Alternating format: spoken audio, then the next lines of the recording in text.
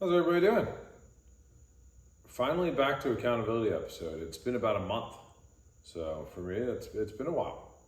I've been meaning to get to this all the time, but I just haven't had any time. Even tonight, it is a Wednesday night. It's 10:47. I just don't have any time by the time we get both kids to bed and everything going on. I've definitely been in time poverty. There's no doubt about it. Everything is going really well. We're just busy. So that's a good thing. Business is good. Life is good. Mama's good. Kids are good. Everything is good. We're just busy and we could use, 6 more hours a day, which I think is a problem for all of us. You guys, everyone, we all need more time in the day. Just not enough time in the day if you're trying to be productive. Or if you're trying to have fun, either one. You still want more time in the day. It has been probably about a month, I believe. I think I was on, just as a timeline, I think I was on like day 110 last time I did an episode. And it's day 145. So I think we're about 30 days or maybe 35 days, about a month.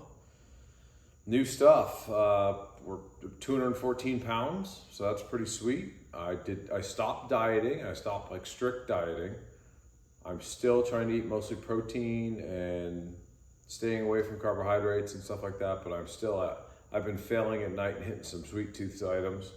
Still doing 2 workouts a day, still no alcohol. We've been rocking and rolling on that. Literally, it's day 145 of those items. Let's hop into the father and husband bucket. That's where I like to start. It's really, that's the fun. My new son, William, he is now 7 weeks old. He'll be 8 weeks next Monday.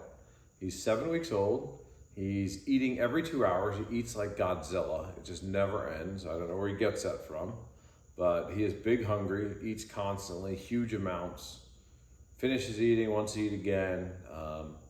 Other than that, he's pretty good. A little gassy. He's starting to interact. He's starting to smile and laugh, and him and Emily are getting along really well. Emily has realized lately that she could make this like a lion roar. She's been watching Lion King, so she likes to roar at him. She goes, "Roar!"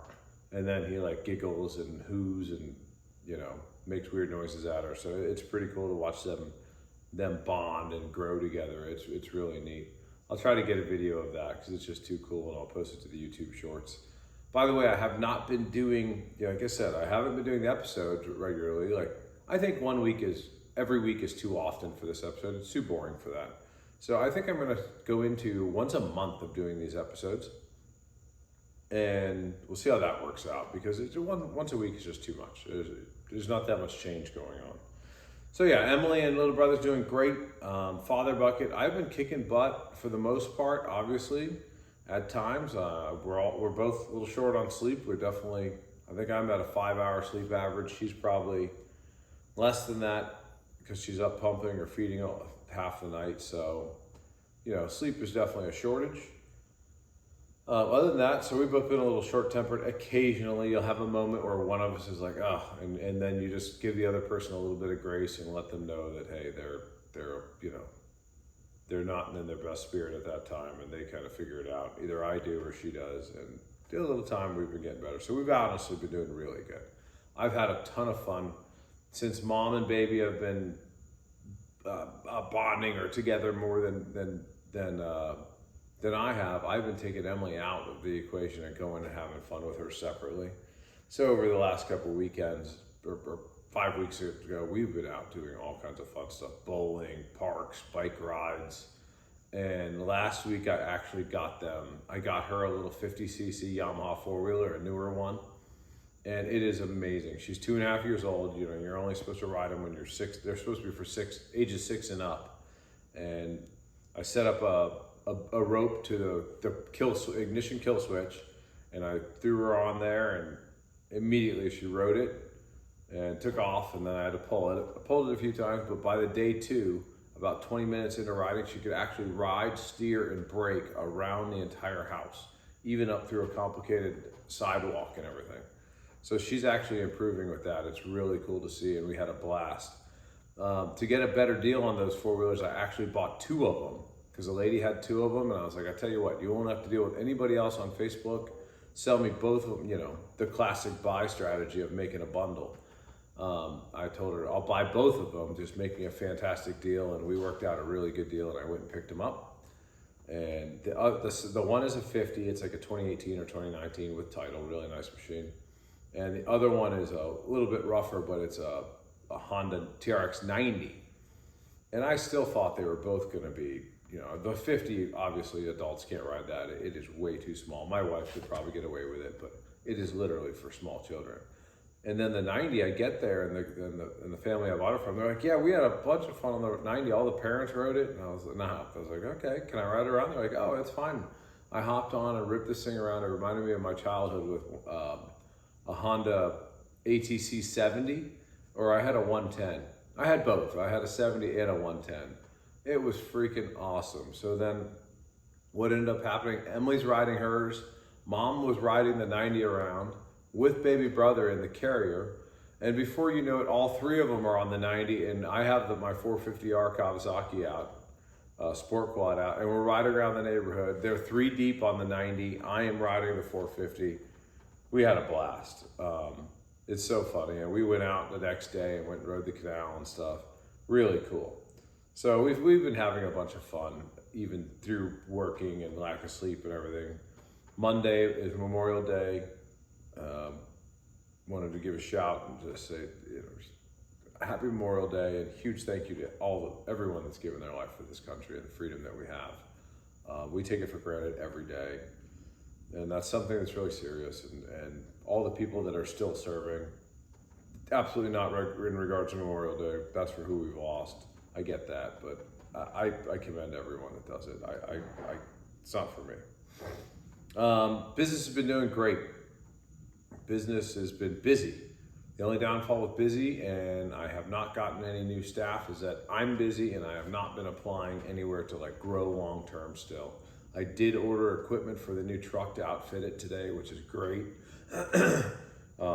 We've been talking with Aluma Reel about getting a skid set up for the new flatbed, and I finally pulled the trigger on that today and committed to do that. So that's gonna be great. We'll have a whole welder and bottle carrier system that can pop out of that truck quickly, go on a forklift around a job site, or go in another truck in case you had to down it, or you needed a rental, or you're gonna move it on a trailer, or whatever, you needed a flatbed. It's really quick to convert and configure it in different manners. So that's what I ended up deciding to go with. And I think that's a good option. It's really expensive, but I think it'll give us the most use out of it. Yeah, we've been super busy with work. I've been hustling every day nonstop.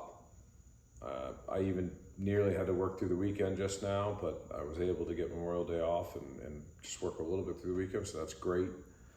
The fitness bucket, I'm still killing it. The fitness bucket, I wish I could edit video. I'd post some transformation pictures in here, but like I said, I still haven't earned the skill of editing, and I don't have the time to do it either. So we're on day 145 of 2-a-days, no alcohol.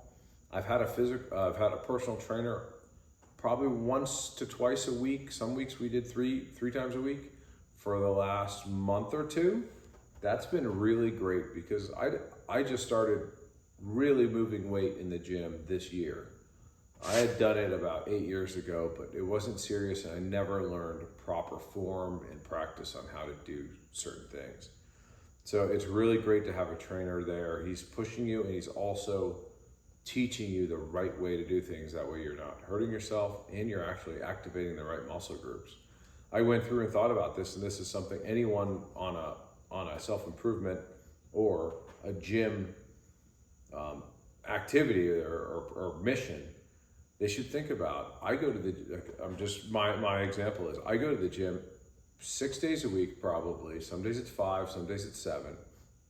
I'm gonna say average 5 days a week. And I go for a minimum of 45 minutes. Realistically, it's probably an hour. So we'll call that 4.5 hours a week. Call it 5 hours a week. That's 20 hours a month I spend in the gym. Is it worth an extra $100 a month, $200 a month for you to be spending all that time? So we know I'm in a severe time shortage, and I realized if I'm spending 20 hours a month doing something, I had better be doing it to the best of my ability. So I'm trying to avoid those days where you're lazy and you go in the gym and you scroll on your phone in between sets more than you actually work out. I think about how valuable the time is. But even more importantly than that is the trainer, so you're doing the exercises properly so you actually grow. There's people you see in the gym, now that I've been going for 5 or 6 months, you see them in the gym, they look the same every day, and they don't really gain. Obviously it takes time, but it's a long game procedure. But if you go in there and walk on the treadmill and do a few small muscle movements, you're not gonna have the big gains. But if you go in there and move some serious weight, like it with intent, dude, you can have rapid change. Now, rapid is still like 6 months to a year, but we're talking dramatic change in 6 months. I have abs underneath my fat now, and my arms are all toned, and there's dramatic change in my body, and it's May 26th, May 29th. So there's dramatic change in 6 months. So that's awesome. Where are we at? I weigh 214 pounds.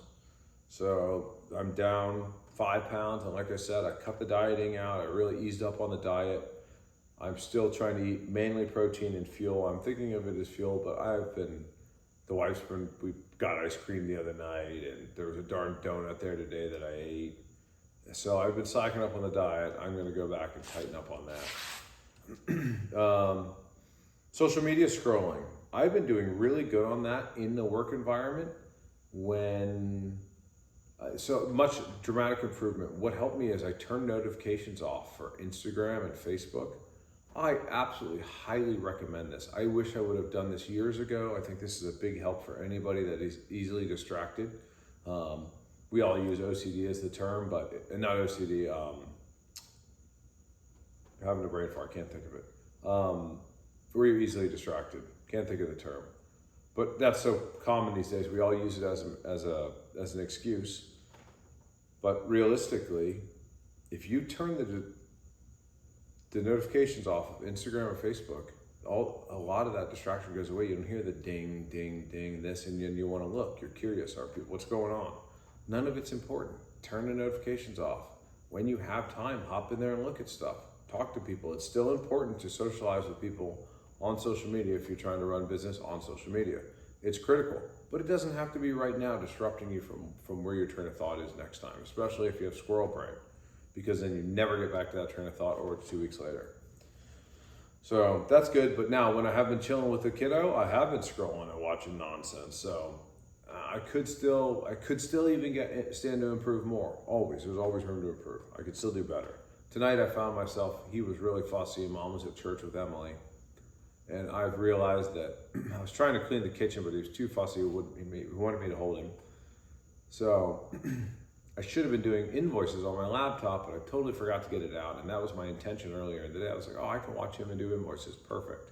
What I do, I scrolled in the time and did dishes and got our kitchen clean. But I absolutely could have used the time wiser. That's always what it's all about. Fun Bucket. I've been having a blast with the kids, with the 4-wheelers with the kids.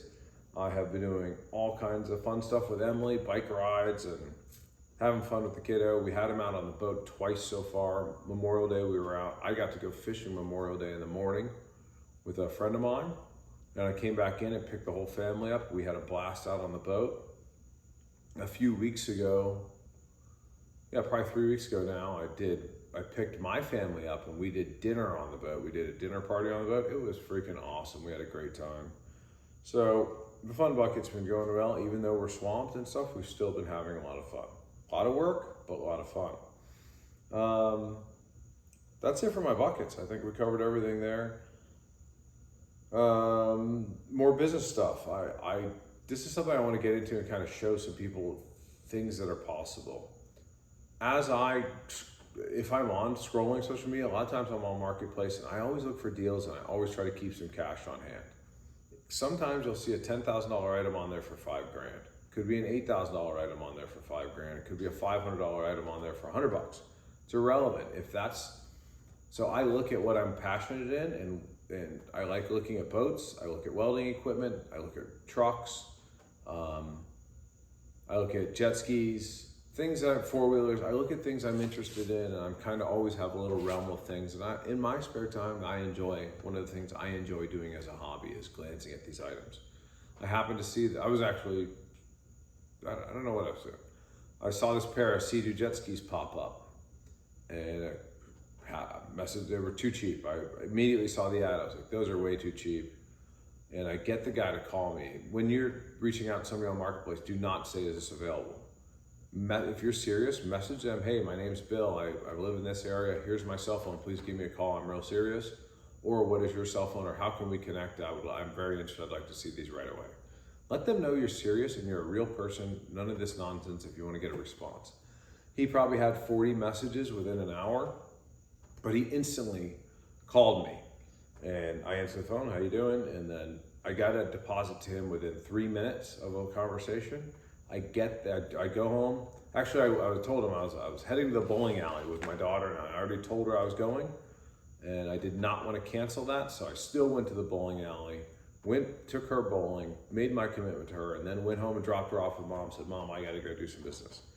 Rushed down, picked them up. They were much worse than I thought. We still negotiated a deal. He had some title issues, so it took him about 2 weeks to get me titles. That's it. I paid $5,000, turned around and sold them for $77.50. That happens regularly. That's a simple way to make some extra dough for anyone if it's in your wheelhouse. I did not wash them. I did absolutely nothing to them. Didn't change anything. I did do a little testing to see if they were worth for me to make them much nicer and try to get 10 grand, or if it was just a quick flip, and I chose the quick flip, no work method. That was best for that. So just so you know, that stuff is always available if you have a little cash.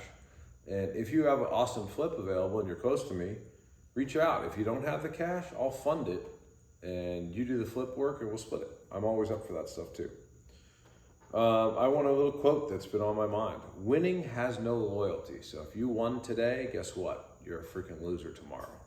You have to try to win the day every day. And that means on your personal goals. And it means like money. You got to win in business. You got to win in flips. You can't carry last week's win for the next month because it's not going to do anything.